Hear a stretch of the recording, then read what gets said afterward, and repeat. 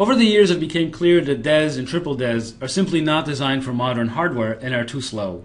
As a result, NIST started a new process to standardize on a new block cipher called the Advanced Encryption Standard, or AES for short. NIST started this effort in 1997 when it requested proposals for a new block cipher. It received 15 submissions a year later, and finally in the year 2000 it adopted the cipher called Rindel as the Advanced Encryption Standard. This was a cipher designed in Belgium, and we already said that its block size is 128 bits, and it's got three possible key sizes: 128 bits, 192, and 256. And now the assumption is that the larger the key sizes, the more secure the block cipher is as a pseudo-random permutation. But because it also has more rounds involved in its operation, the slower the cipher becomes. So the larger the key, supposedly the more secure the cipher, but also the slower it becomes.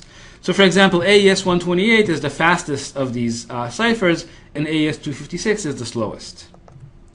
Now, AES is built as what's called a substitution permutation network. It's not a Feistel network. Remember that in a Feistel network, half the bits were unchanged from round to round.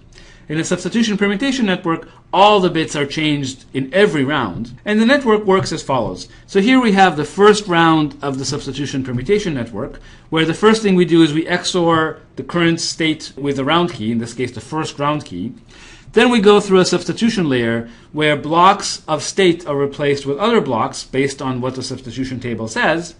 And then we go through a permutation layer where bits are permuted and shuffled around. And then we do this again. We XOR with the next round key, we go through a substitution phase, and we permute the bits around.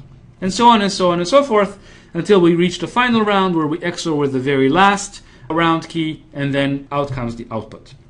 Now, an important point about this design is that, in fact, because of how it's built, every step in this network needs to be reversible so that the whole thing is reversible. And so the way we would decrypt, essentially, is we would take the output and simply apply each step of the network in reverse order. So we start with the permutation step, and we have to make sure that step is reversible.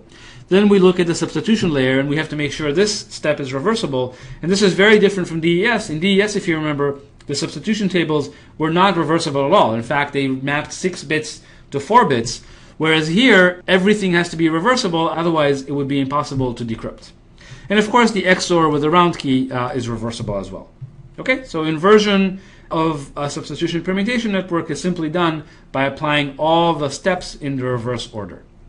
So now that we understand the generic construction, let's look at the specifics of AES. So AES operates on a 128-bit block, which is 16 bytes. So what we do with AES is we write those 16 bytes as a 4x4 matrix. Each cell in the matrix contains 1 byte. And then we start with the first round. So we XOR with the first round key. And then we apply a certain function that includes substitutions and permutations and other operations on the state. And again, these 3 functions that are applied here have to be invertible so that, in fact, the cipher can be decrypted. And then we XOR with the next round key, and we do that again. Again, we apply the round function and XOR with the round key, and we do that again and again and again. We do it 10 times, although interestingly, in the last round, the mixed column step is actually missing.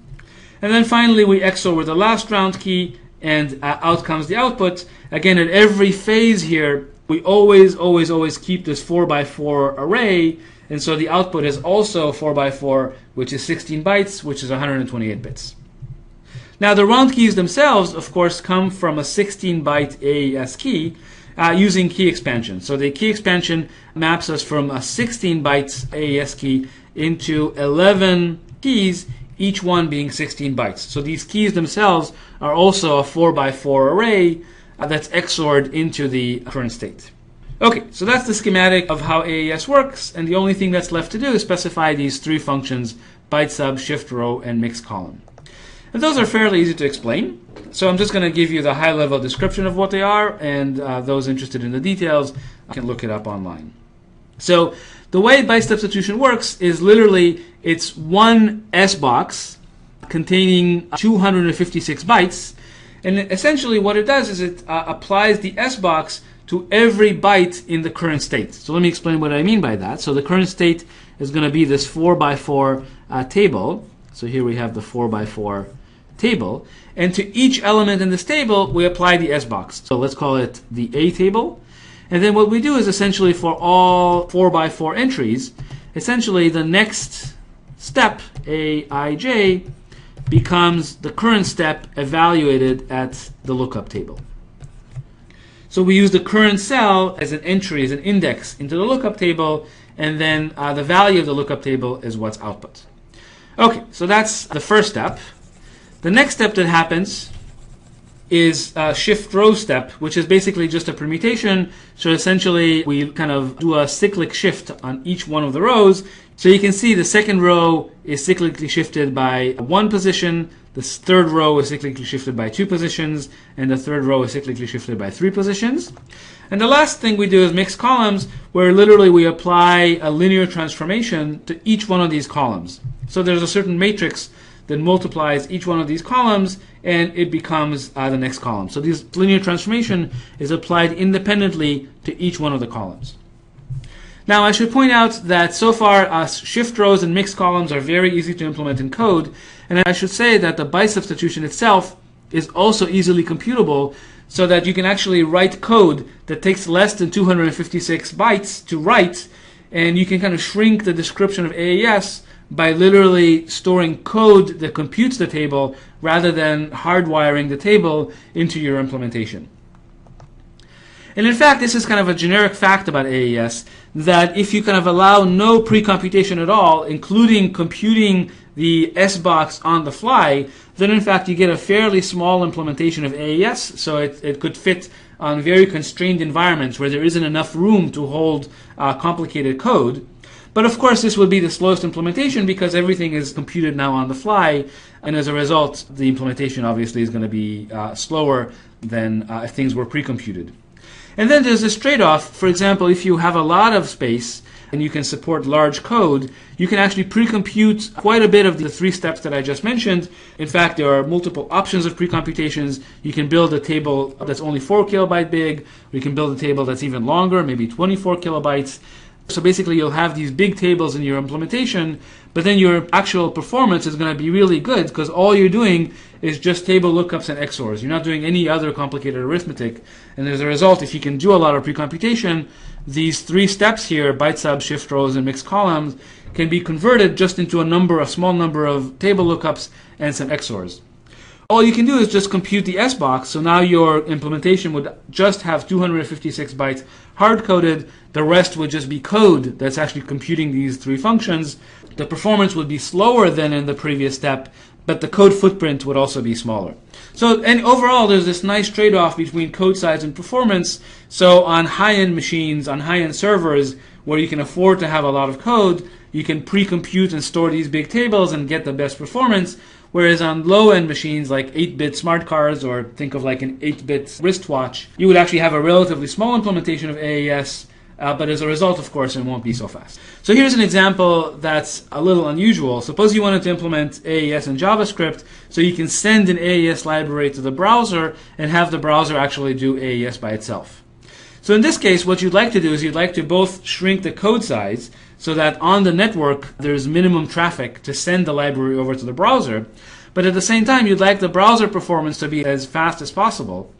So this is something that we did a while ago. Essentially, the idea is that the code that actually gets sent to the browser doesn't have any pre-computed table, and as a result, it's fairly small code. But then the minute it lands on the browser, what the browser will do is it will actually pre-compute all the tables. So in some sense, the code goes from this being small and compact, it gets bloated with all these pre-computed tables, but those are stored on the laptop, which presumably has a lot of memory. And then once you have the pre-computed tables, you actually encrypt using them, and that's how you get the best performance. Okay, so if you have to send an implementation of AES over the network, you can kind of get the best of all worlds, where the code over the network is small, but when it reaches the target client, it can kind of inflate itself and then get the best performance as it's doing encryption on the client.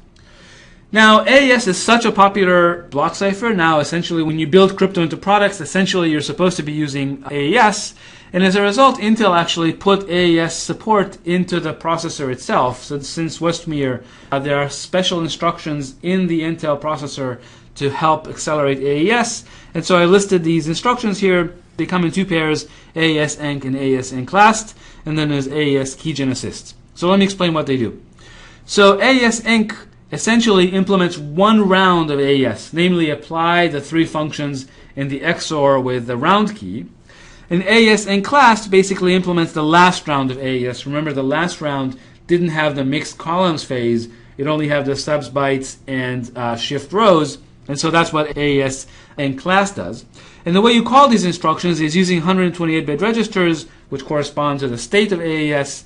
And so you would have one register containing the state and one register containing the current round key. And then when you call AES enc on these two registers, basically they would run one round of AES and place the result inside of this XMM1 state register. And as a result, if you wanted to implement the whole AES, all you would do is you would call AES enc 9 times, and then you would call AES enc last 1 time, and these 10 instructions are basically the entire implementation of AES. That's it. It's that easy to implement AES on this hardware. And they claim because these operations are now done inside the processor, not using external instructions, they're implemented in the processor, they claim that they can get a 14x speed up over, say, an implementation that's running on the same hardware, but implementing AES without these special instructions. So this is quite a significant speed up, and in fact there are now lots of products that make use of these special instructions. And let's just say that this is not specific to Intel. If you're an AMD fan, AMD also implemented exactly kind of similar instructions in their Bulldozer architecture and further in future architectures.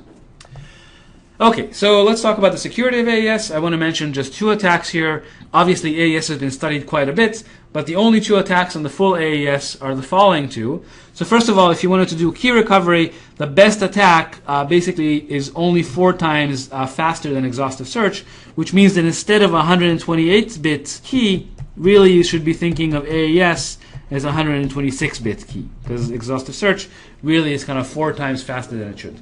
Of course, 2 to the 126 is still more time than we have to compute, and this really does not hurt the security of AES. The more significant attack actually is on AES 256. It turns out there's a weakness in the key expansion design of AES, which allows for what's called a related key attack. So what's a related key attack? Essentially, if you give me about 2 to the 100 input-output pairs for AES, but from 4 related keys. So these are keys that are very closely related. Namely, key number 2 is the same as key number 1, except that a few bits of key number 1 have been flipped. Similarly, key number 3 is the same as key number 1, except that a few bits are flipped, and the same for key number 4. These are very closely related keys. If you like, their Hamming distance is very short. But if you do that, then in fact, there is a 2 to the 100 attack. Now you should say, well, 2 to the 100 is still impractical. This is still more time than we can actually run today. But nevertheless, the fact that it's so much better than an exhaustive search attack, is so much better than 2 to the 256, is kind of a limitation of the cipher. But generally, it's not a significant limitation because it requires related keys. And so in practice, of course, you're supposed to be choosing your keys at random so that you have no related keys in your system, and as a result, this attack wouldn't apply. But if you do have related keys, then there's a problem. So this is the end of the segment, and in the next segment, we're going to talk about more provably secure constructions for block ciphers.